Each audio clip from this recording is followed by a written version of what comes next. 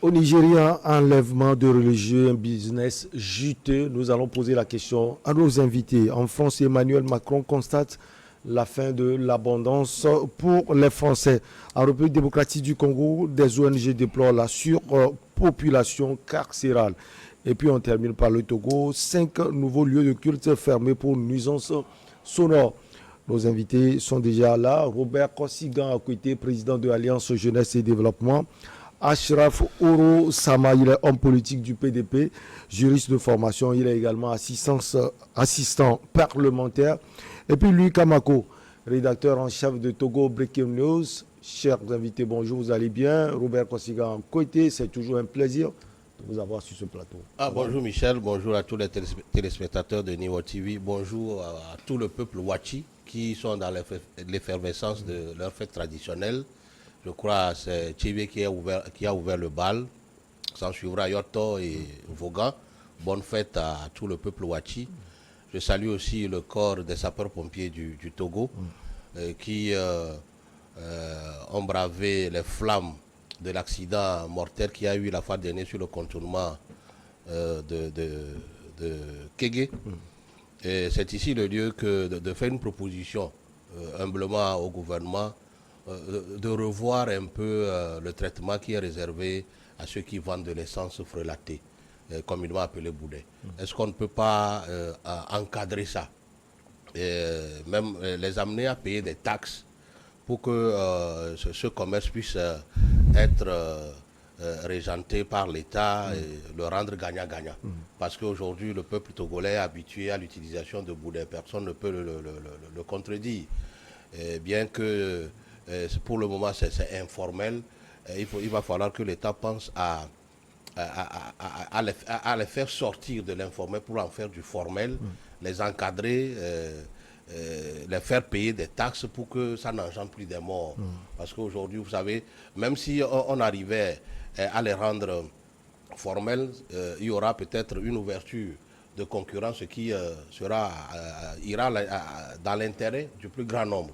Puisque vous savez, il y a toujours une différence de prix. Mais la fois dernière, quand vous voyez comment le corps du conducteur de cette essence frelatée calcinée au cours de cet accident, c'est effroyable. Voilà, donc je suggérerais à l'État de bien vouloir pencher sur ce problème pour voir si il ne peut pas trouver des canevas par lesquels rendre alors ce commerce, pour le moment licite, le régenter, trouver les voies et moyens pour faire de ce secteur un secteur vital pour l'économie nationale. Le Bénin en a fait l'expérience et a réussi. Il faudrait que les Togolais aussi pensent à ça. Merci. Louis Kamako, bonjour, ça va? Oui, ça va, Michel. Bonjour. Oro Ashraf Sama, voilà, Ashraf Oro Sama, comment vous allez? Non, je vais très bien, monsieur Michel. Bonjour aussi à mes confrères et bonjour à toute la communauté nationale. Je crois que l'émission Regard Croisé est une émission prisée. On est sur l'international. C'est l'occasion de saluer la liberté d'expression, même si elle n'est pas totalement acquise dans notre pays. C'est au nom des vertus de la liberté d'expression qu'on peut avoir ce débat ici. Bon, j'espère qu'on aura un débat quand même assez édifiant. Ouais. On fera vraiment preuve de hauteur et avec beaucoup plus d'objectivité pour le bien, disons, de cette émission. Allez, on va directement au Nigeria avec la recrudescence des enlèvements, surtout les enlèvements des religieux. On va poser la question, est-ce un business juteux? On commence par vous, Louis Kamako. Oui, est-ce un business juteux, l'enlèvement? Tout simplement, je répondais par l'affirmative. Parce que ceux qui enlèvent les kidnappeurs, les ravisseurs, ils enlèvent, ils kidnappent les personnes, ils demandent des rançons par la suite. Et donc, ça, forcément, ça les profite. Mais ce qu'il faut noter, c'est que c'est devenu une industrie là-bas au Nigeria pour les ravisseurs. Donc, une industrie avec un coût élevé et pour les habitants qui vivent dans la zone nord du Nigeria, parce que la plupart des enlèvements ou bien la plupart des kidnappings ont lieu dans la région du nord. On cite souvent une région comme Kaduna, la région de Sokoto. Donc c'est eux qui en paient les frais, c'est eux qui sont les premières victimes. Maintenant, quand vous voyez ce qui se fait, la situation, c'est que il y a récemment un rapport du cabinet d'analyse SMTN d'intelligence qui nous disait que de juillet 2021 à juin 2022, il y a eu 3500 personnes qui ont été enlevées et les ravisseurs ont demandé des sous allant jusqu'à 9,5 millions d'euros. C'est beaucoup d'argent. Et donc sur les 9 millions, 5 millions d'euros, au moins 1 million d'euros ont été payés aux ravisseurs. Puisque par moment, c'est-à-dire que quand les rançons sont demandées, il y a des négociations. Toutes les familles n'ont pas les moyens de payer les rançons, donc il y a souvent des négociations. C'est ce qui fait que sur les 9,5 millions de rançons qui ont été demandées, seulement 1 million ont été, 1 million de francs CFA ont été versés aux ravisseurs. Mais quand on le tient, c'est beaucoup d'argent. Parce que nous exprimons en termes d'euros, que ce soit en termes de francs CFA, c'est beaucoup d'argent pour des gens qui ne font rien et qui sont là pour juste sucrer sur le dos des pauvres populations. Donc c'est la situation qui prévaut là-bas au Nigeria depuis l'arrivée du président Mohamed Buhari. Mais ce qui est inquiétant, c'est que les victimes, souvent, c'est vrai que j'ai cité tout à l'heure les régions, mais concrètement, ce sont les prêtres catholiques, ce sont les religieux, tu l'as dit, c'est eux qui sont enlevés. Et donc, ça veut dire qu'aujourd'hui, ces ravisseurs-là ont leur cible et ils se disent que l'église catholique ou bien l'église méthodique, l'église protestante au Nigeria a du sou et il va falloir à un moment donné puiser dans la caisse d'une manière illicite. Donc, ils sont dans cette logique-là. Les kidnappings ou bien les enlèvements ont lieu souvent en complicité avec les forces de l'ordre et de sécurité. Justement, j'allais poser cette question. C'est ce que les analystes disent souvent. Justement, parce que tout récemment, il y a le prêtre de Kaduna qui a été enlevé, a confirmé que son enlèvement a lieu en complicité avec des forces de l'ordre de sécurité. Parce que ça s'est déroulé au nez et à la bague des hommes entrés qui, en réalité, n'ont rien dit. Ça veut dire qu'ils sont complices, ils sont indifférents à ce qui se fait. Or, malheureusement, c'est leur rôle d'assurer la sécurité du peuple nigérien. Donc, ça veut dire que c'est un fait qui a démarré comme un fait divers, mais qui, malheureusement, continue de ne pas faire l'actualité. Et c'est ce qui nous amène à parler de ça ce matin. Ah, si ce ne sont pas des tueries en masse, président Kosigan Akoité, ce sont ces enlèvements, surtout de religieux. Vous pensez également que les forces de sécurité sont derrière tout cela? Non, tout le monde sait que depuis la nuit des temps, la corruption gangrène tellement l'administration, l'ensemble de l'administration nigériane, de sorte que l'homme entré qui est censé assurer la sécurité des personnes et des biens aide plutôt les gangs armés à kidnapper les gens, à les tuer, à commettre toutes les forfaitures possibles. Et donc aujourd'hui, je dis que Buhari, l'élection de la fin du deuxième mandat de Buhari a montré peut-être ses limites. Parce que les gens ont mis la confiance en lui, comme quoi s'il prenait le pouvoir, la sécurité doit régner. C'est ce qu'il a dit, il a dit qu'il allait assurer la sécurité de ce pays. Ça l'échappe, la sécurité échappe aujourd'hui à Buhari, d'autant plus que les bandits ont porté 2 fois atteinte à sa sécurité rapprochée. Donc, ça prouve à suffisance qu'il ne maîtrise plus la situation sécuritaire du pays. Aujourd'hui, vous allez voir que en un mois, il y a eu plus de 10 enlèvements de religieux. Et c'est bien payant. Et donc, et les forces, et la hiérarchie des forces de défense et de sécurité est mouillée. Vous voyez, cette hiérarchie est mouillée, de même que les agents sur le terrain. Parce que s'il n'y a pas de complicité entre eux, certains enlèvements ne pourront pas être faciles. Et cela, il va aussi pour les tueries dans les églises. Dans les églises, vous avez constaté que les mois passés, en plein culte, les gens ont été tués. Tout ça montre à suffisance que le pouvoir en place ne maîtrise plus tout ce qui concerne la sécurité, la défense du territoire nigérian. Maintenant, il va falloir que ceux qui aspirent à gouverner le Nigeria trouvent les voies et moyens par lesquels il faut d'abord extirper de la tête des Nigérians la corruption et remettre sur les rails tout ce qui concerne l'appareil sécuritaire du pays pour que voilà, on puisse mettre fin à ça. Mais ça ne date pas d'aujourd'hui. Ces pratiques ne datent pas d'aujourd'hui. Peut-être pas seulement sur le président actuel. Peut-être C'était également qu'aujourd'hui, sur l'ancien c'est président. devenu monnaie courante. Vous allez voir aussi que même sur la voie maritime, les pirates, la plupart des pirates sont au Nigeria.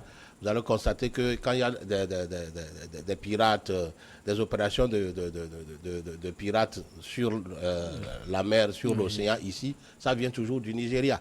Et c'est pourquoi d'ailleurs le Togo est devenu une plateforme sûre, parce que la sécurité est renforcée. Ça fait que parfois même des navires qui sont appelés à aller vers le Nigeria ou le Bénin viennent d'abord stationner ici, le temps que la voie ne soit sécuritairement balisée avant qu'il n'aille. Donc vivement que le pouvoir pense à ça, et que si jamais il y a eu alternance, la nouvelle équipe puisse penser à refaire tout ce qu'il y a concernant la sécurité. Achraf Ourosama, qu'est-ce qui peut expliquer selon vous ce phénomène qui est devenu récurrent au Nigeria? Oui, qu'est-ce qui peut expliquer ce phénomène? Pour moi, je dirais que les enlèvements, disons, des hommes de Dieu au Nigeria sont vraiment les symboles ou les symptômes vraiment d'un conflit communautaire ou confessionnel qui ne dit pas son nom au Nigeria. N'oublions pas que c'est un pays qui est vraiment en état de déliquescence avancée, où presque on retrouve des zones d'instabilité un peu partout. Le grand banditisme, on a Boko Haram qui sévit au nord. On a également les mouvements indépendantistes. On a les mouvements indépendantistes au Nigeria. Et l'État central aujourd'hui doit faire face à tout ça. Vous l'avez souligné, peu importe le président. Et lui, on voit très bien que c'est les mêmes problèmes. Moi, je crois que les problèmes du Nigeria sont d'ordre constitutionnel. Je m'explique. Les problèmes du Nigeria sont d'ordre constitutionnel aujourd'hui parce que pendant longtemps, le Nigeria a toujours navigué entre le choix d'un État unitaire ou d'un État fédéral. Finalement, ils ont réussi à stabiliser le pays pendant un bon moment en choisissant le modèle de l'État fédéral. Mais aujourd'hui, l'État fédéral, même nigérien, a montré ses limites. Surtout qu'on voit des mouvements indépendantistes d'ici par là. Aujourd'hui, ce que moi je peux, à mon humble avis, ce qu'on peut proposer au Nigeria, c'est une confédération d'États, c'est-à-dire le modèle à l'espagnol, où on a une autonomie beaucoup plus accentuée des régions. Et, parce que dans un État fédéral, certes, il peut y avoir une autonomie des États, mais l'autonomie n'est pas quand même assez poussée. Comme dans la Confédération, on a des modèles de confédération d'États comme l'Italie aujourd'hui ou l'Espagne. Ça marche. Vous savez qu'en Espagne, il y a aussi des mouvements indépendantistes à Catalogne, mais l'État central peut gérer. Donc pour revenir à ça, vraiment, c'est les symboles vraiment d'un conflit communautaire qui ne dit pas son nom. L'État vraiment doit prendre les mesures qu'il faut. Bon, mais j'ai entendu mes confrères, par exemple, dénoncer la cupidité ou la complicité des forces de l'ordre. Vous savez, lorsqu'on parle souvent des institutions de l'État, moi, je me méfie. Vous savez, je l'admets aisément qu'il peut y avoir des brebis comme ça, galeux, dans l'armée ou dans la police nigériane qui collaborent avec le grand banditisme et qui enlèvent, disons, des gens d'ici par là. Mais ce qu'il faut reconnaître, ce n'est pas l'institution qui collabore, je ne crois pas. Je crois qu'il y a des indisciplinés dans tous les corps de métier et il y a des policiers indisciplinés également au Nigeria. Et c'est ces indisciplinés-là qu'il faut sanctionner dans la plus grande rigueur pour essayer de les discipliner, soit même les faire sortir de la corporation tout simplement. Parce que ça ne peut pas continuer comme ça. Aujourd'hui, les défis aussi sont d'ordre démographique. Ne l'oublions pas, le Nigeria est le pays le plus le plus peuplé. Quand vous prenez par exemple Lagos qui fait plus de 20 millions d'habitants, c'est disons 3 fois le Togo. 3 fois le Togo. Donc les défis sont tellement immenses qu'aujourd'hui l'État nigérien est dépassé. Comme je l'ai dit, l'État a une déliquescence avancée. Il faut trouver les mesures. Vous avez également, par exemple, quand vous avez les grands bandits qui opèrent, qui enlèvent des gens dans des églises, idéologiquement, il n'y a pas de revendication. Mais on peut les soupçonner aussi d'avoir quelques liens avec les djihadistes. Vous savez, parce que au-delà de tout ça, ces gens-là ont une idéologie, mais ce ne sont pas une idéologie quand même vertueuse. Ce sont des gens qui sont obsédés par la rentabilité, qui sont obsédés par l'argent et qui opèrent comme ça en toute impunité. Bon, je crois que le Nigeria doit prendre vraiment les mesures. Aujourd'hui, le président Buhari est vraiment critiqué pour des raisons sécuritaires. C'est ce qu'il a brandi. C'est ce qu'il a brandi. Voilà. C'était Mm. l'ingrédient vraiment qu'il fallait, qu'il a toujours brandi.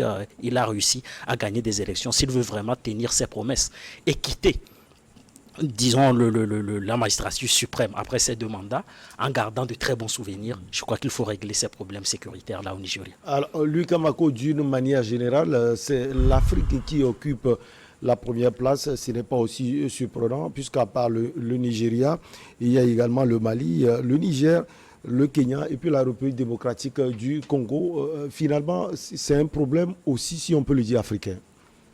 Oui, c'est un problème africain. Et comme l'aurait dit quelqu'un, c'est aussi une autre forme d'expression de l'extrémisme violent. C'est aussi une forme d'expression de l'extrémisme violent parce que on est tous d'accord que ceux qui sont les victimes ou bien ceux qui sont kidnappés, ceux qui sont enlevés, ce sont des chrétiens. Alors qu'aujourd'hui, quand on parle du djihadisme, on sait le courant, on sait l'obédience religieuse qui est derrière. Ce sont, entre guillemets, nos frères musulmans, que les gens m'excusent en fait, mais c'est la triste réalité, hein, parce que j'ai à côté de moi M. Achiraf qui confesse cette foi. C'est vrai que la religion musulmane n'a jamais prôné cela. Voilà, la religion musulmane est une religion de paix, c'est une religion pacifique. La preuve, je cohabite avec pas mal de musulmans. Ça, je trouve en eux des personnes humanistes, en fait, des gens de bon cœur, en fait. Donc, comme il a dit, mais Achilaf a également dit quelque chose de très important, c'est-à-dire que dans tout lot, il y a toujours des mauvaises brebis dans la bergerie. Donc, c'est aussi ça. Et donc, quand aujourd'hui, on met le focus sur la religion musulmane, je pense que ce n'est pas la religion tout entière qui est indexée. Elle-même, oui. Voilà. Donc, il s'est dit qu'il y a des gens qui opèrent et se réclament musulmans. Mais je ne vois pas que dans le Coran, la violence est prônée. Nulle part dans le Coran, la violence n'est prônée. Donc, c'est des gens qui, justement, essaient de salir le nom d'une religion qui prône le pacifisme, une religion qui contre la violence.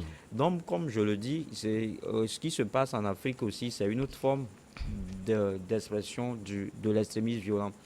Les gens veulent à tout prix éliminer les chrétiens.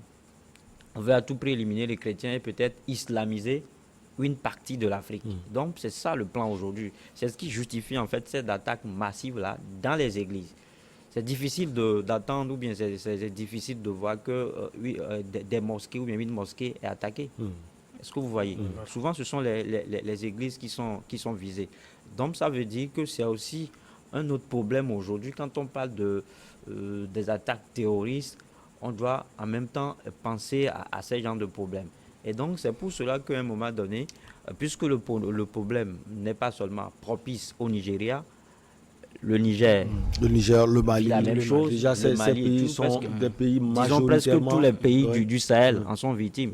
Donc, c'est pour ça qu'à chaque fois que l'occasion présente, des experts du domaine demandent qu'il y ait une convention collective, c'est-à-dire qu'il y ait en réalité une forme de sécurité collective pour tous ces pays-là. L'idée de cette convention collective nous intéresse, Lucas Mako, si vous le permettez. On va juste marquer comme d'usage une petite pause, on revient pour la suite.